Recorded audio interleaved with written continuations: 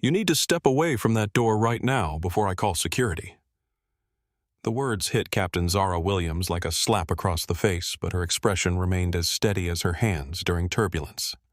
She stood at Gate 18 in Dallas-Fort Worth International Airport's Terminal C, her 4 gold captain's stripes gleaming under the harsh fluorescent lights that made everyone look slightly criminal. The gate agent, a blond man whose name tag read Derek Hayes, was pointing an accusatory finger at her, as if she were some kind of threat rather than the pilot who was supposed to be flying the massive Boeing 777 sitting just beyond the jet bridge windows. The terminal buzzed with the familiar chaos of a Friday evening in one of America's busiest airports. Travelers dragged oversized luggage through crowds thick as molasses. Children wailed over spilled juice boxes, and the public address system chimed endlessly with delays that sent stress levels soaring through the recycled air. The scent of fast food mixed with cleaning chemicals and that particular brand of anxiety sweat that only missed connections could produce, creating an atmosphere that felt like a pressure cooker waiting to explode. Zara adjusted her grip on her flight bag, feeling the weight of the federal credentials hidden in the side pocket that even Derek Hayes couldn't possibly imagine. She wasn't just Captain Zara Williams, tonight pilot in command of Flight 2847 to London Heathrow Skylink Airways' most prestigious international route. She was also Federal Aviation Inspector Williams, sent undercover by the Department of Transportation, after a series of anonymous tips about safety violations that had reached the highest levels of government oversight. The irony wasn't lost on her that she was being blocked from investigating potential crimes by someone who probably couldn't tell a Boeing from a bicycle. At 34, Zara had spent 15 years fighting for every stripe on her shoulder, every hour in her logbook, every ounce of respect in an industry that questioned her presence before she even opened her mouth. She was the daughter of Leonard Williams, a brilliant aircraft mechanic whose innovations had been ignored for decades, simply because his ideas came wrapped in dark skin, and she carried that legacy like fuel in her veins. Her uniform was impeccable, tailored to perfection, with the kind of sharp creases that spoke of military precision and professional pride.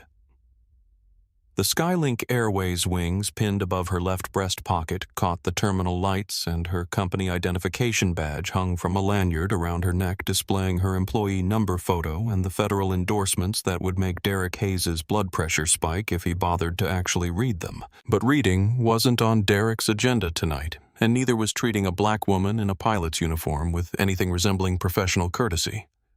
She could see it in his eyes, that familiar combination of confusion and contempt that said her presence simply didn't compute in his narrow worldview where pilots were supposed to look like him rather than like her. The jet bridge door behind him led to her aircraft, her responsibility, her domain, where 300 passengers would soon trust their lives to her skill and judgment. But first, she had to get past a gate agent whose power had apparently gone straight to his head like cheap wine, and whose finger was still pointed at her as if she were some kind of criminal rather than the most qualified person in this entire terminal to operate the machine that would carry those passengers safely across an ocean. Zara took a measured breath, the kind that had served her well through countless challenging landings and emergency procedures, and reached for the keypad beside the jet bridge door. Her fingers knew the crew access code by heart, but Derek Hayes stepped directly into her path with the confidence of a man who had never been challenged and apparently never intended to start tonight. "Whoa there, lady, I said step back from that door," he barked, his voice carrying across the gate area with enough volume to make nearby passengers pause their conversations and turn curious glances in their direction. "That's a secured area for authorized flight crew only, and I don't know what kind of game you're playing, but Halloween isn't until next month, so you can take your costume party somewhere else." The words landed like physical blows, each one carefully chosen to humiliate and diminish. But Zara had heard variations of this song before, and she knew all the words by heart. She'd been dealing with Derek Hayes types since her first day of flight school. Men who couldn't conceive of a world where someone who looked like her belonged in a cockpit. Men who would rather believe in elaborate deception than simple reality. "Sir, I believe there's been a misunderstanding," she replied. her voice carrying the patient tone of someone accustomed to explaining the obvious to those determined not to understand. She gestured to the 4 gold stripes on her shoulders, each one representing years of training, thousands of flight hours, and certifications that most people could only dream of achieving. I'm Captain Zara Williams, Employee ID 7394 Delta. This is my aircraft tonight. Derek let out a laugh that sounded like a bark from a particularly aggressive dog, and he turned to his colleague at the adjacent gate, a young woman named Cindy who was typing furiously at her computer and clearly trying to avoid getting involved in whatever was developing at Gate 18. You hear this, Cindy? She thinks she's the captain. We get all kinds of nuts trying to sneak onto planes for social media videos, but this one really went all out with the costume. The gate area was filling with passengers now, early arrivals for the London flight, who clutched their boarding passes and watched the developing confrontation with the kind of morbid fascination that people reserved for car accidents and reality television. Some had their phones out already, sensing that whatever was happening might be worth documenting, though none of them yet understood that they were witnessing the opening moments of what would become the biggest aviation scandal of the decade. Zara could feel their eyes on her, could sense the mixture of curiosity and judgment that always seemed to follow her wherever she went in uniform, and she fought the familiar urge to shrink away from the attention. Instead, she straightened her shoulders and stepped closer to Derek, close enough that he could smell her professional perfume and see the absolute certainty in her eyes. "This isn't a costume, and I'm not here for social media," she said, her voice dropping to the tone she used when communicating with air traffic control during emergencies, clear and authoritative and brooking no argument. "I am Captain Zara Williams, and if you would take 30 seconds to check your crew manifest, you would see my name listed as pilot in command for Flight 2847. Now I have pre-flight inspections to complete, and 300 passengers depending on me to get them safely to London, so I'm going to need you to step aside and let me do my job." But Derek didn't step aside, and he didn't check the computer, and he certainly didn't apologize for the mistake that was becoming more embarrassing with each passing second.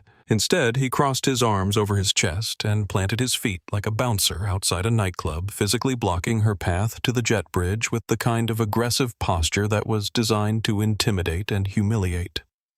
"I don't need to check anything." He spat, his face flushing red with the kind of anger that came from having his authority questioned by someone he considered beneath him. "I know the crew that flies this route. Captain Miller has been flying international for 10 years. He's about 6'2", blonde hair, and he definitely doesn't look like you. So whatever scam you're running here, you can take it somewhere else before I have you arrested for impersonating a federal employee." The jet bridge door opened with a mechanical hiss, and through it stepped a man who carried himself with the kind of arrogant swagger that could only come from decades of unchecked authority and unearned privilege. Trevor Madison was 52 years old with platinum blonde hair styled in a way that suggested he spent more on his appearance than most people made in a month, and his lead flight attendant uniform was pressed to military precision that somehow managed to look more like a costume than Zara's actual pilot credentials. Trevor's pale blue eyes swept over the scene with the practiced assessment of someone accustomed to managing problems and managing people, and when his gaze landed on Zara, something cold and calculating flickered behind his expression like a snake deciding whether something was worth striking. "What exactly is the problem out here?" "Derek?" Trevor asked, his voice carrying the kind of authority that came from 23 years of seniority and union protection that had shielded him from consequences that would have ended lesser careers years ago. "We're trying to prepare the cabin for boarding, and I can hear the commotion from inside the aircraft. Our passengers deserve better than this kind of disruption." Derek practically lit up with relief at having backup arrive, especially backup that outranked him in the airline hierarchy and clearly shared his perspective on who belonged where in the aviation world. "This woman is trying to force her way onto the aircraft," he said, pointing at Zara as if she were evidence in a criminal trial. "Claims she's the captain, if you can believe that. I told her Captain Miller flies this route, but she won't listen to reason." Trevor's expression shifted from mild annoyance to something approaching disgust as he looked Zara up and down with the kind of assessment that reduced her from a human being to an obstacle that needed removing. His eyes lingered on her natural hair styled professionally but authentically, and on the gold stripes that apparently offended him more than they impressed him. And when he finally spoke, his voice carried the kind of condescension usually reserved for particularly slow children. "Ma'am, I don't know what affirmative action program you think you're writing or what diversity initiative gave you the idea that you could walk onto a commercial aircraft and pretend to be qualified to operate it," Trevor said, each word carefully chosen to wound and diminish. "But Skylink Airways doesn't hire pilots based on quotas or political correctness. We hire based on competence. And I can tell you right now that you are not competent to operate a Boeing 777. The words hit the gate area like a bomb, and the murmur of conversation died as passengers realized they were witnessing something far more significant than a simple misunderstanding. Phones came out in earnest now, camera lenses focusing on the confrontation like hungry eyes, and somewhere in the back of Zara's mind she realized that whatever happened next would be preserved forever in digital memory. But she didn't flinch, and she didn't raise her voice, and she certainly didn't give Trevor Madison the emotional reaction he was clearly hoping to provoke. Instead, she reached into her jacket pocket and withdrew her Federal Aviation Administration Airman Certificate, the document that proved beyond any shadow of a doubt that she was not only qualified to fly a Boeing 777, but had been doing so safely for years. "Mr. Madison," she said, having read his name tag with the same attention to detail that she brought to every aspect of her profession, "I suggest you examine my credentials before you make any more assumptions about my qualifications. I am Captain Zara Williams, and according to the flight manifest, I am the pilot in command for Flight 2847. Captain Miller called in sick 2 hours ago, and I am the reserve pilot assigned to this route." Trevor didn't look at the certificate. He didn't examine her credentials, and he certainly didn't check the computer system that would have immediately confirmed everything she was telling him. Instead, he took a step back and crossed his arms, matching Derek's defensive posture with his own brand of institutional arrogance.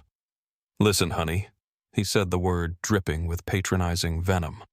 "I've been flying for more than 2 decades, and I know fraud when I see it. Your little uniform might fool the passengers, but it doesn't fool me. I'm locking this door from the inside, and if you so much as touch the handle, I'm pressing charges for attempted unauthorized access to a commercial aircraft." The jet bridge door slammed shut with a sound that echoed through the gate area like a gunshot, and the electronic lock engaged with a definitive click that seemed to announce to everyone within earshot that Trevor Madison had just made the kind of mistake that would define the rest of his career. Zara stood perfectly still, her Federal Aviation Administration certificate still in her hand, watching as Derek Hayes reached for his radio with the kind of gleeful anticipation that suggested he'd been waiting his entire career for a moment like this. "Security to Gate 18.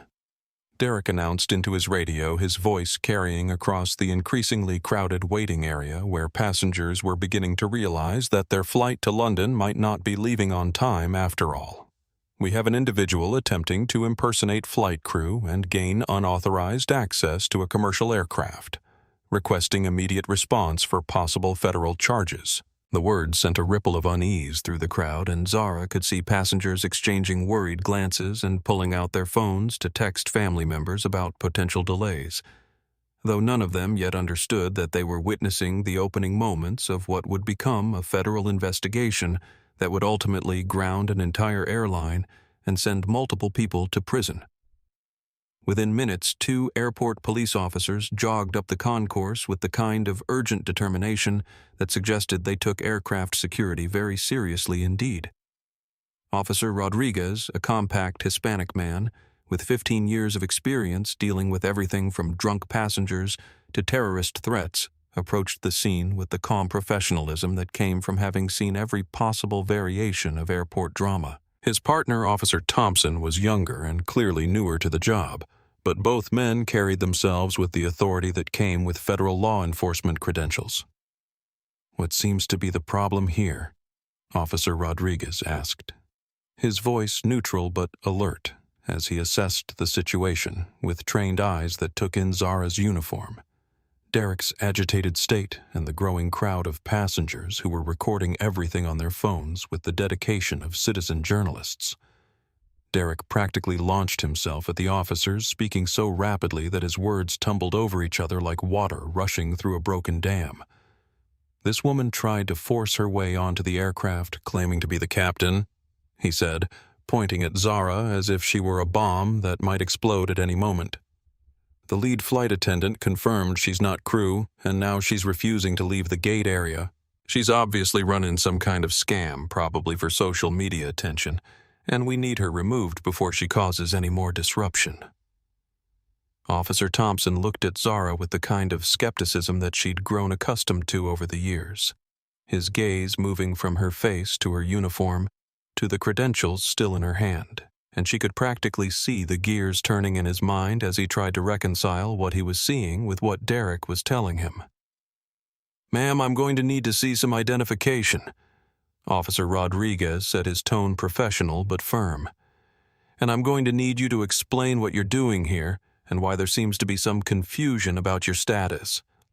Zara handed over her company identification badge and her FAA airman certificate without a word, watching as Officer Rodriguez examined them with the careful attention of someone who knew how to spot forgeries and understood the significance of what he was looking at. The credentials were flawless because they were genuine, issued by the Federal Aviation Administration and backed by thousands of hours of flight time and a safety record that was absolutely spotless. Officer Zara said, her voice carrying the calm authority that had served her well through countless emergency situations. "My name is Captain Zara Williams, employee identification 7394-Delta, and I am the pilot in command assigned to Flight 2847 to London Heathrow. Captain Miller called in sick approximately 2 hours ago, and I was called in as the reserve pilot. These gentlemen have refused to verify my credentials through the proper channels, and they have denied me access to the aircraft that I am legally and professionally obligated to inspect before flight." Officer Thompson looked confused, glancing back and forth between Zara's obviously legitimate credentials and Derek's insistent claims about fraud, but Officer Rodriguez was already reaching for his radio with the kind of decisive action that came from years of experience dealing with situations where the truth wasn't immediately apparent. "Dispatch. This is Rodriguez at Gate 18. He said into his radio, his voice carrying clearly through the increasingly tense atmosphere of the waiting area. "I need you to patch me through to Skylink Airways Operations Center. We have a situation here that needs immediate clarification regarding crew assignments for Flight 2847. The radio crackled with static for a moment, and then a voice came through with the mechanical clarity of airport communications systems. "Stand by for Skylink operations," the dispatcher said. And then the connection switched to a different voice entirely, one that carried the harried stress of someone dealing with the complex logistics of commercial aviation. "This is Skylink operations. How can I help you?" the voice said, and Officer Rodriguez keyed his radio to respond, unaware that he was about to trigger a sequence of events that would ultimately expose a criminal conspiracy that had been operating under the protection of institutional bias and corporate negligence for years. "Operations. This is Airport Police Officer Rodriguez at Gate 18. He said, his words carrying across the waiting area where passengers had gone completely silent, sensing that whatever was happening was far more significant than a simple misunderstanding. "I have an individual here identifying herself as Captain Zara Williams, claiming to be the pilot in command for Flight 2847. Can you confirm her status?" The pause that followed seemed to stretch for an eternity, filled with the kind of electric tension that comes just before lightning strikes. And then the voice on the radio changed completely, shifting from the routine professionalism of a dispatcher to the urgent panic of someone who suddenly realized that something had gone catastrophically wrong. "Officer, Did you say Zara Williams? The voice cracked, and Zara could hear the sound of papers shuffling and computer keys clicking frantically in the background. Captain Williams is not just our pilot tonight. She's a federal aviation inspector conducting a surprise safety audit. You have a federal official detained at your location, and I need to speak with her immediately. The color drained from Derek Hayes' face so quickly that he looked like someone had pulled a plug and let all the blood run out of his head, leaving behind a wax figure of a man who suddenly understood that he had just made the kind of career-ending mistake that would follow him for the rest of his life. His mouth opened and closed like a fish gasping for air, but no sound came out except a small whimpering noise that suggested his brain was struggling to process the magnitude of what he had just heard. Officer Rodriguez immediately handed his radio to Zara with the kind of apologetic deference that came from a man who understood the difference between local airport authority and federal oversight, and his expression shifted from professional skepticism to something approaching fear as he realized that he had been moments away from arresting a federal inspector in the performance of her duties. "Inspector Williams," the voice on the radio said, and Zara could hear the barely controlled panic in the operations director's voice as he tried to manage a situation that had already spiraled completely out of his control. "This is Director Sam Morrison. I cannot begin to apologize for what has happened. We had no idea you were at the gate, and we certainly had no idea that our personnel were preventing you from accessing the aircraft." Zara keyed the radio and spoke with the calm professionalism that had defined her entire career, even as she watched Trevor Madison's face through the jet bridge window, his expression shifting from arrogant confidence to growing alarm as he realized that something had fundamentally changed in the dynamic outside his locked door. "Director Morrison, this is Inspector Williams," she said, her voice carrying across the now silent gate area where passengers were recording every word with the fascination of people witnessing history in the making. "I am standing at Gate 18 where your gate agent Derek Hayes and lead flight attendant Trevor Madison have denied me access to the aircraft, accused me of fraud, and called airport police to have me arrested for impersonating a federal employee." The silence that followed was so complete that Zara could hear the air conditioning system humming overhead and the distant sound of jet engines on the tarmac. But the gate area itself had become as quiet as a library as everyone waited to see what would happen next in a drama that was clearly far from over.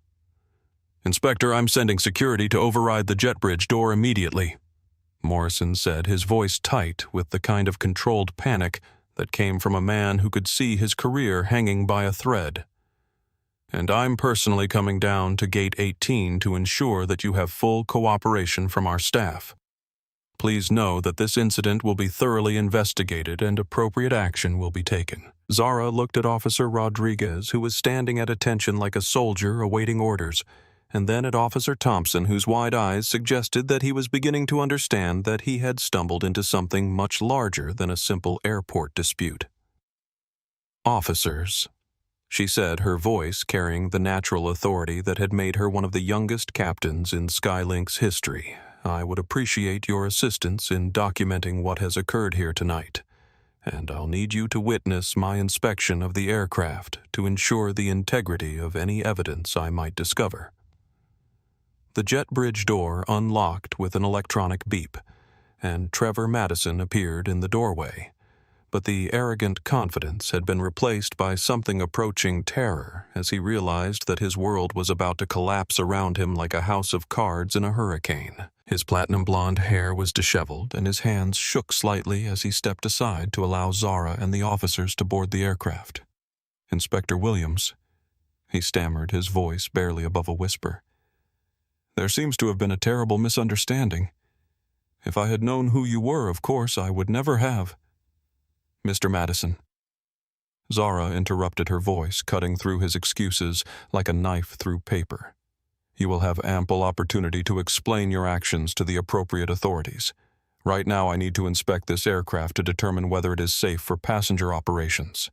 As they stepped onto the Boeing 777, Zara immediately noticed something that made her blood run cold. The aircraft smelled wrong, not like the usual combination of cleaning chemicals and recycled air that characterized a properly maintained commercial airliner, but like something else entirely, something that suggested corners had been cut and procedures had been ignored, in ways that could prove deadly at 37,000 feet over the Atlantic Ocean.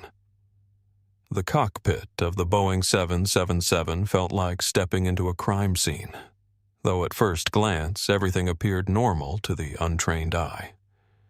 The instruments gleamed under the overhead lighting, the seats were positioned correctly, and the logbooks sat neatly arranged on the center console, as if everything in the world of Flight 2847 was proceeding according to plan. But Zara Williams had spent 15 years learning to read the subtle signs that separated safe aircraft from flying coffins, and what she saw made her stomach clench with the kind of dread that came from discovering that people's lives had been put at risk for the sake of corporate profits and operational convenience.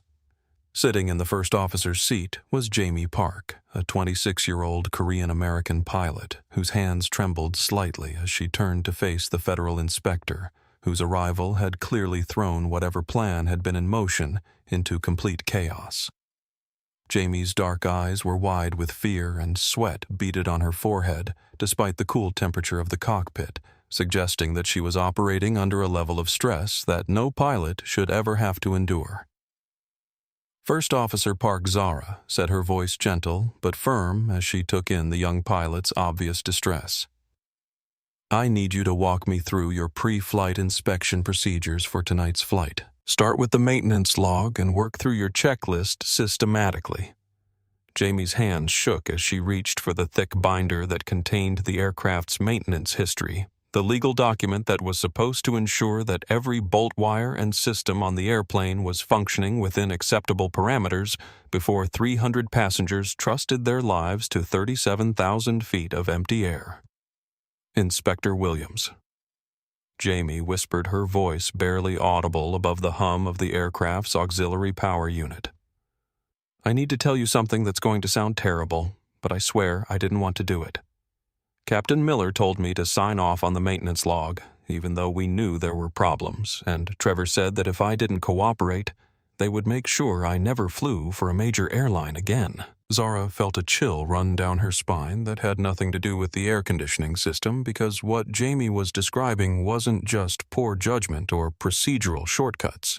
It was criminal negligence that could result in catastrophic failure and massive loss of life, the kind of willful disregard for safety that had led to some of the darkest chapters in aviation history.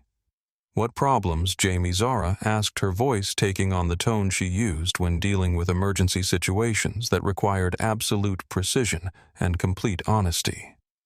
"I need you to tell me exactly what Captain Miller and Trevor Madison asked you to ignore." Jamie's composure crumbled completely and tears began streaming down her face as she pointed to a small piece of black electrical tape that had been carefully positioned to cover a warning light on the backup attitude indicator, a critical safety system that provided pilots with essential flight information if the primary instruments failed during an emergency. "The backup navigation system has been inoperative for 3 days. Jamie said, her words tumbling out in a rush of confession that suggested she had been carrying the weight of this knowledge like a stone in her chest.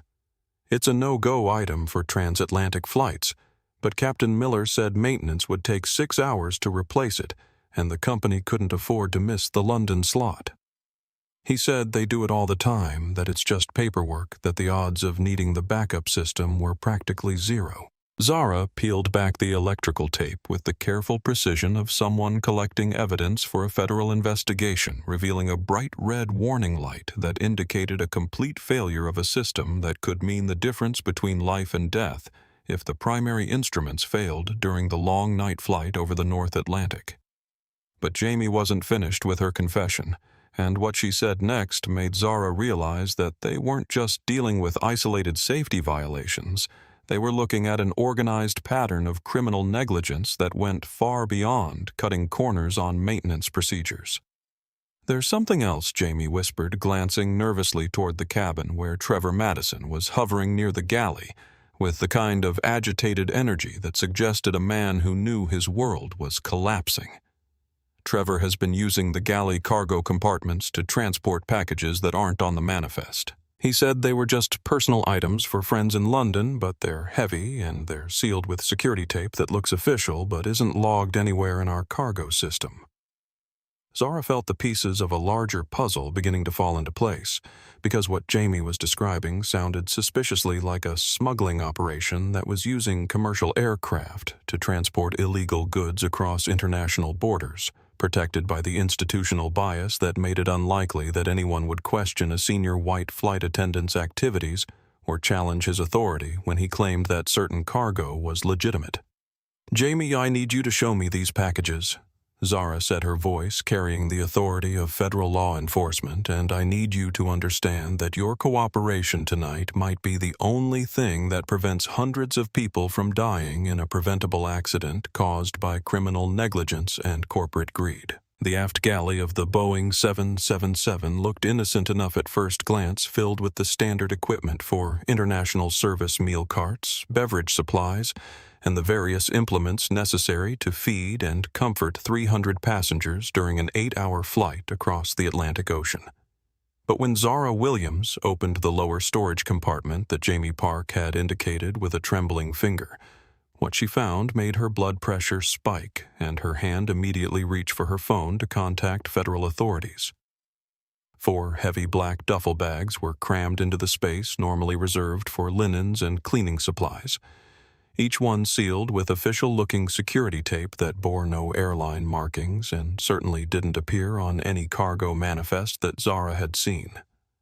The bags were heavy enough to affect the aircraft's weight and balance calculations, which meant they represented not just a criminal violation, but a direct threat to flight safety. Officer Rodriguez, who had been documenting everything with the careful attention of someone who understood that he was witnessing a federal investigation in progress, helped Zara remove the first bag from the compartment and place it on the galley floor, where they could examine its contents without contaminating potential evidence.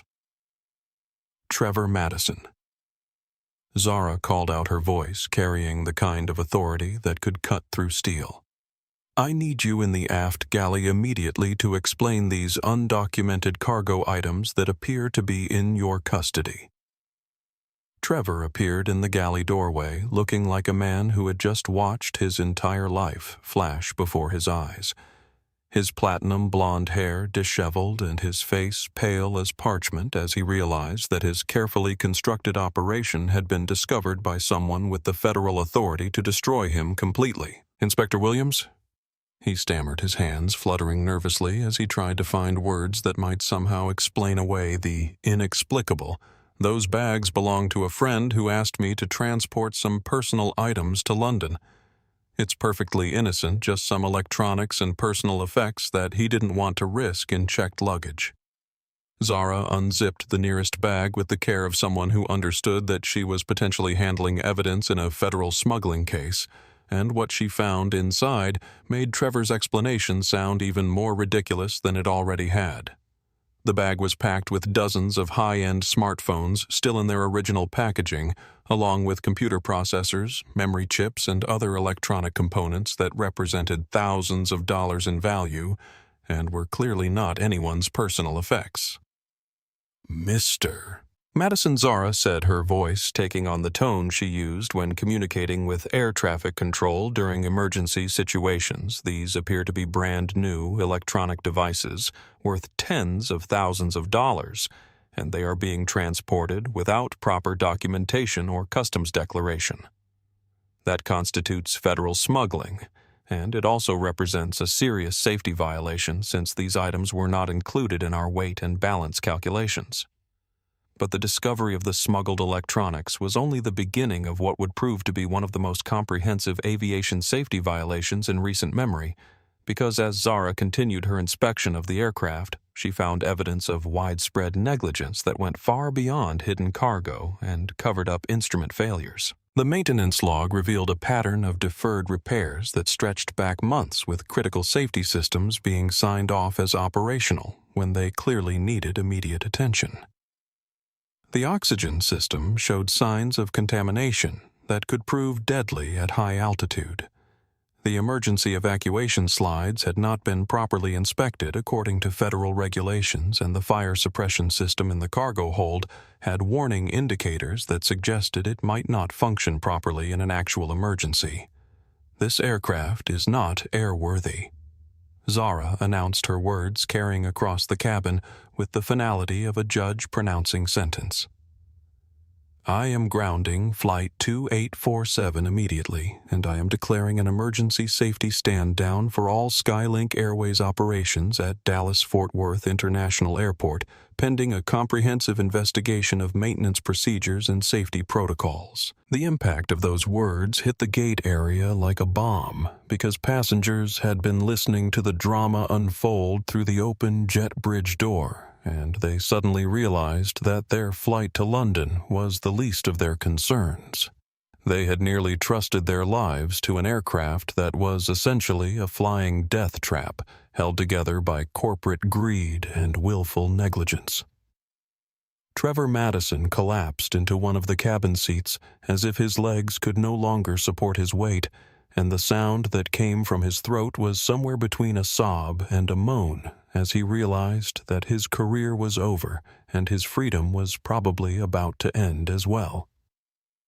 "You don't understand the pressure we're under," he whispered, his voice barely audible above the sound of sirens that were beginning to approach the aircraft from multiple directions. "The company demands impossible turnaround times, and if we don't make the schedule, they fire us and bring in contractors who are even more willing to cut corners." The Dallas-Fort Worth International Airport Operations Center erupted into controlled chaos as news of the grounding spread through the airline industry like wildfire, because when a federal inspector declares an emergency safety stand-down of a major carrier's operations, it sends shockwaves through the entire aviation system that can be felt from boardrooms to booking systems worldwide.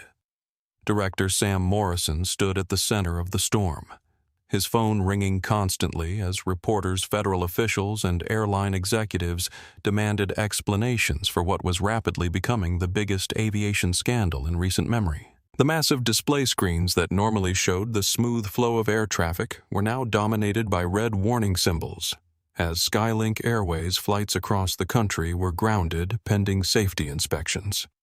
"How many aircraft are we talking about?" Morrison asked his deputy, a harried-looking woman named Lisa Chen, whose computer screens showed a cascade of canceled flights that was already causing massive disruptions throughout the air transportation system. 43 aircraft currently in service. Lisa replied, her fingers flying over her keyboard as she tried to coordinate with air traffic control towers across the country to manage the unprecedented grounding of an entire airline's fleet. "We've got planes in the air that need to land and be inspected, planes on the ground that can't take off, and about 12,000 passengers who are stranded in various airports with no clear timeline for when they might reach their destinations." But the immediate logistics of grounding the fleet were only the beginning of Skylink's problems, because Zara Williams had already contacted the Federal Bureau of Investigation to report the smuggling operation she had discovered, and federal agents were converging on Dallas-Fort Worth International Airport, with the kind of resources that were typically reserved for national security threats. Special Agent Maria Santos arrived at Gate 18 with a team of investigators whose expertise ranged from aviation safety to international smuggling, and her first order of business was to secure the aircraft as a crime scene while ensuring that all potential evidence was preserved according to federal law enforcement standards. Inspector Williams Agent Santos said, her voice carrying the authority of someone who had spent 15 years investigating complex criminal conspiracies. "We need to understand the scope of what we're dealing with here. Is this isolated to Flight 2847, or are we looking at a broader pattern of criminal activity throughout Skylink's operations?" Zara handed over the documentation she had collected during her inspection, including photographs of the hidden cargo copies of the falsified maintenance logs and recordings of the conversations she had captured on her phone during the confrontation at the gate. "Agent Santos, based on what I've discovered tonight, I believe we're looking at an organized criminal enterprise. that has been using Skylink Airways aircraft to smuggle high-value electronics across international borders, protected by a culture of safety violations and institutional bias that made it unlikely that anyone would question their activities. The investigation team immediately began expanding their scope beyond Flight 2847, requesting maintenance records for Skylink's entire fleet and interviewing ground personnel who might have observed suspicious cargo handling procedures or been pressured to ignore safety violations in order to maintain impossible operational schedules.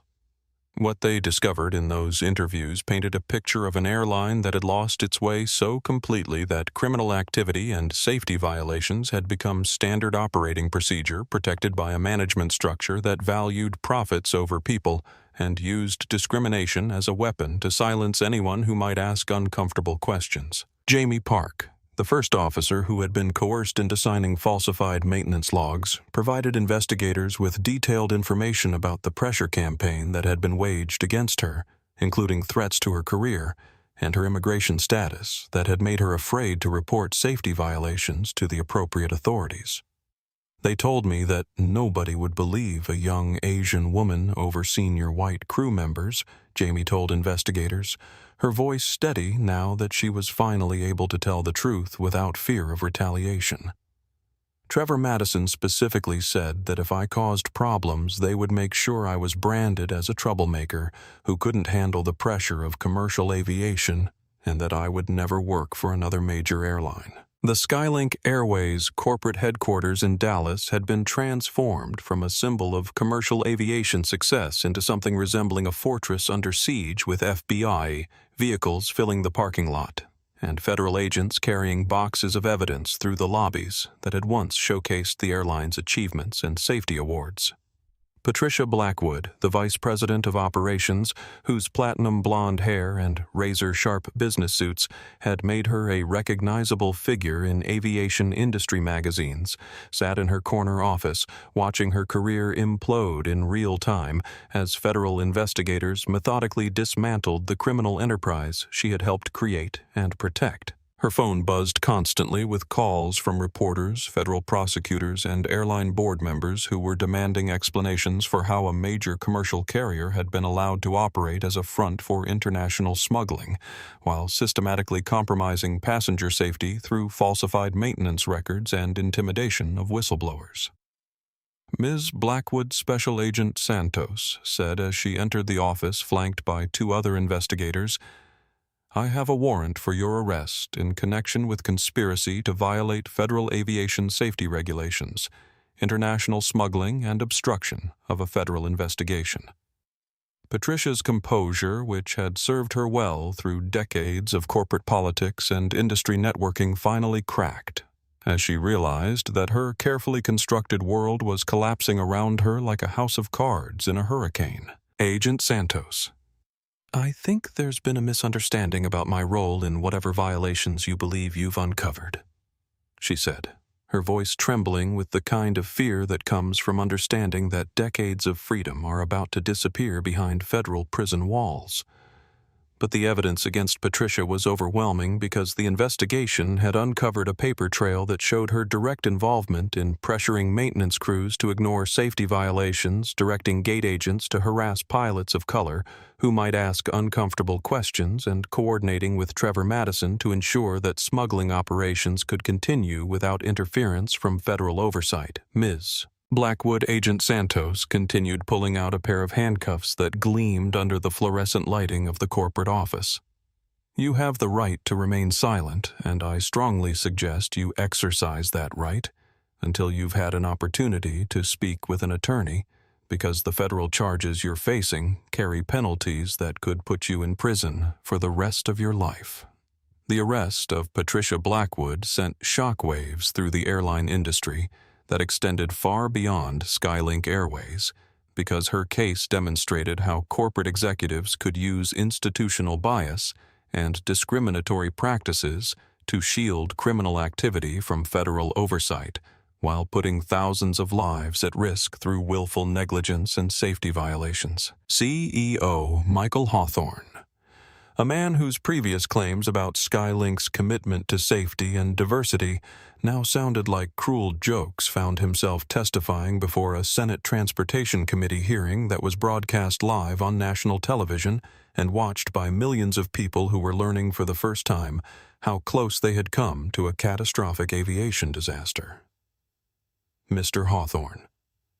Senator Elizabeth Warren said, her voice cutting through the hearing room like a laser. Your company employed gate agents who denied aircraft access to federal inspectors based on racial bias, flight attendants who used commercial aircraft for international smuggling and operations, executives who systematically falsified maintenance records. How do you explain this complete breakdown of safety culture and federal compliance?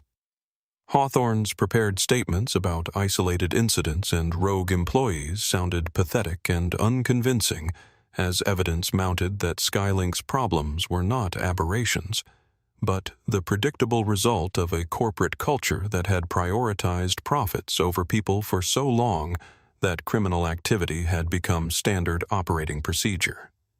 The federal courthouse in Dallas had never seen anything quite like the sentencing hearing for Patricia Blackwood and Trevor Madison, because their case had become a symbol of everything wrong with an aviation industry that had allowed corporate greed and institutional bias to compromise the safety of millions of passengers who trusted their lives to commercial aircraft every single day. Judge Robert Chen, a man whose own family had faced discrimination in their pursuit of the American dream, looked down at the defendants with the kind of stern disapproval that suggested he understood exactly how much damage their criminal enterprise had inflicted on public trust in commercial aviation.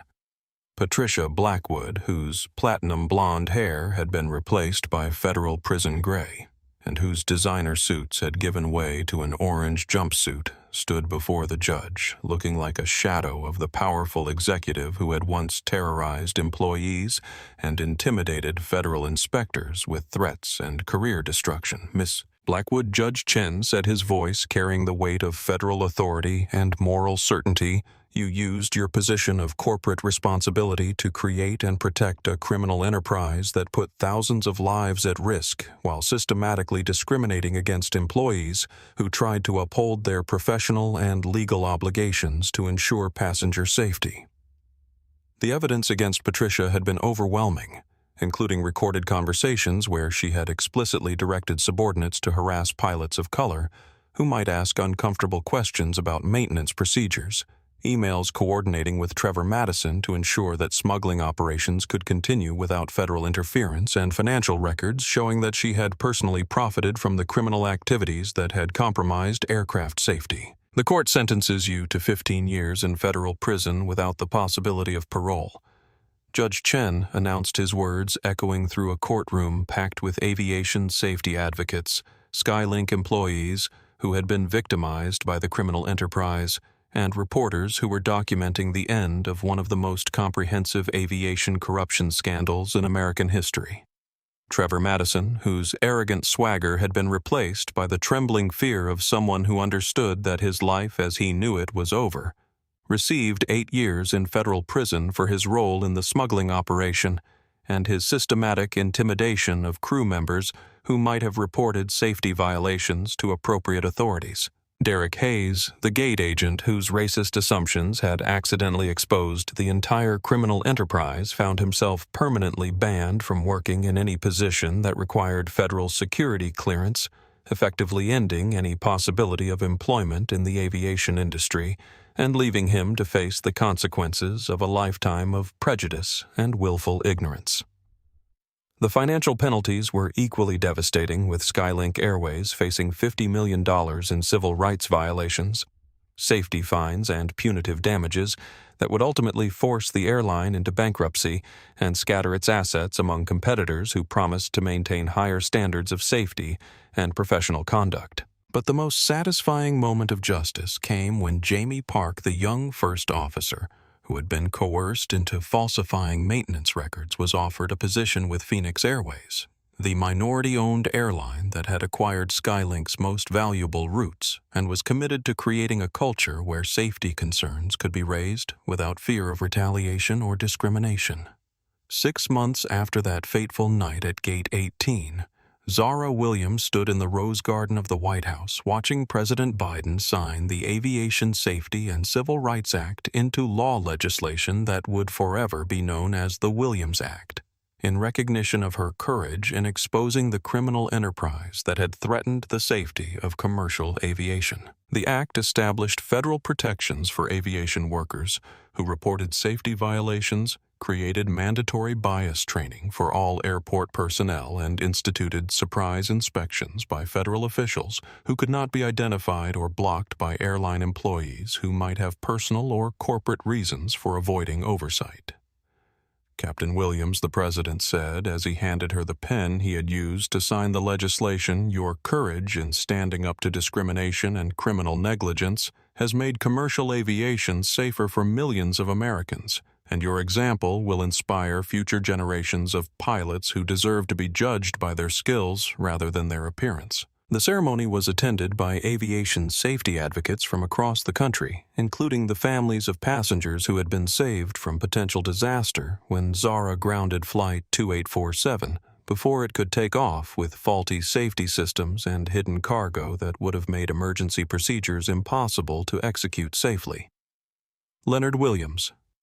Zara's father sat in the front row wearing the suit he had bought specifically for his daughter's White House visit, tears streaming down his face as he watched her receive recognition that had been denied to him throughout his own career as an aircraft mechanic whose innovations had been ignored simply because they came from a black man in an industry dominated by white executives. Daddy Zara said to him after the ceremony, holding the presidential pen that would become a family heirloom, "This is for all the times they told you that you didn't belong in aviation, for all the ideas they ignored because they couldn't see past the color of your skin, and for raising a daughter who understood that dignity is not negotiable and safety is not optional." The Williams Aviation Scholarship Fund, established with money from the SkyLink settlement, had already provided full funding for 200 students from underrepresented communities to pursue careers in commercial aviation, ensuring that future generations of pilots would be more diverse and that the industry would benefit from perspectives that had been systematically excluded for far too long. Zara's promotion to Regional Aviation Safety Director for the Federal Aviation Administration gave her the authority to implement the changes she had fought for throughout her career, with the power to conduct surprise inspections and investigate discrimination complaints that might otherwise be buried by corporate bureaucracy and institutional bias.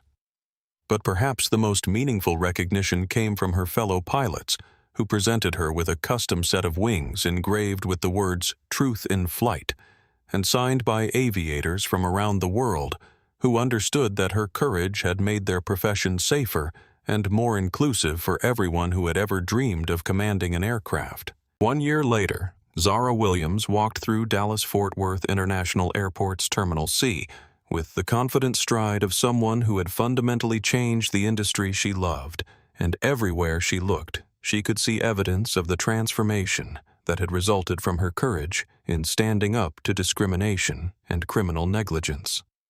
Gate 18, where her confrontation with Derek Hayes and Trevor Madison had exposed the criminal enterprise that had threatened passenger safety, now displayed a commemorative plaque honoring her service to aviation safety and civil rights, and the gate was staffed by Maria Rodriguez, a young Hispanic woman whose professional competence and respectful treatment of all passengers represented the new standard that had emerged from the ashes of SkyLink's corruption. "Captain Williams," Maria said, as Zara approached the gate where she would board her flight to London as a passenger rather than as the pilot in command, "it's such an honor to meet you. I applied for this position because of what you did here, because you showed that standing up for what's right is more important than going along with what's easy." The flight she was boarding was operated by Phoenix Airways, the airline that had risen from SkyLink's bankruptcy with a commitment to diversity, safety, and transparency that had attracted the industry's best pilots and most innovative safety procedures.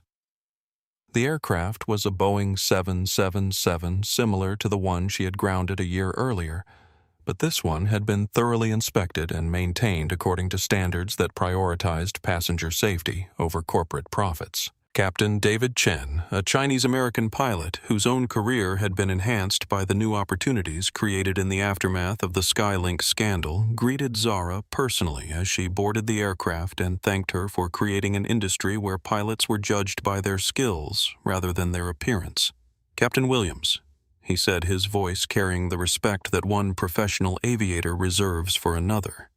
"Because of what you did, my daughter will grow up in a world where she can become an airline pilot without having to prove that she belongs in the cockpit.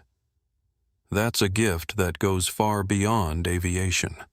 As the Boeing 777 pushed back from Gate 18 and began its taxi to the runway, Zara looked out the window at the bustling airport where thousands of passengers were trusting their lives to pilots of all backgrounds who had been hired and promoted based on their qualifications rather than their connections or their appearance. The flight was smooth and professional, with a diverse crew that reflected the new reality of an aviation industry that had learned to value competence over conformity. And as they climbed through the evening sky toward London, Zara reflected on how one moment of courage had rippled through an entire industry to create lasting change. The sunset painted the sky in brilliant oranges and purples that reminded her of her father's stories about learning to love aviation, despite the discrimination he faced, and she smiled as she realized that future generations of pilots would never have to face the choice between accepting injustice and risking their careers to do what was right. Fast forward 1 year after the Williams Act was signed into law, and the transformation of commercial aviation was evident at every level of the industry. Gate 18 at Dallas-Fort Worth International Airport displayed its commemorative plaque with pride, and Skylink Airways' former assets had been acquired by Phoenix Airways, a minority-owned airline whose commitment to safety and diversity had attracted the industry's most talented professionals. The Williams Aviation Scholarship Fund had provided full funding for 200 diverse students entering pilot training programs, ensuring that cockpits across America would reflect the diversity of the passengers they served. Zara Williams now served on the Presidential Aviation Safety Commission, working alongside her father Leonard, who at 68 had finally received recognition for the maintenance innovations that had been ignored for decades due to institutional bias.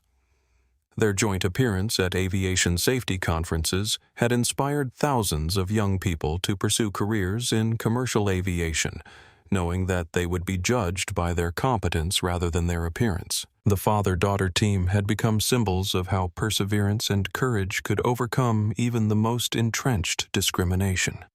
The aviation industry had learned that safety and justice were not competing values, but complementary ones that diverse perspectives strengthened rather than weakened operational excellence, and that the courage to stand alone against injustice could ultimately create a sky that truly belonged to everyone with the skills and determination to claim it.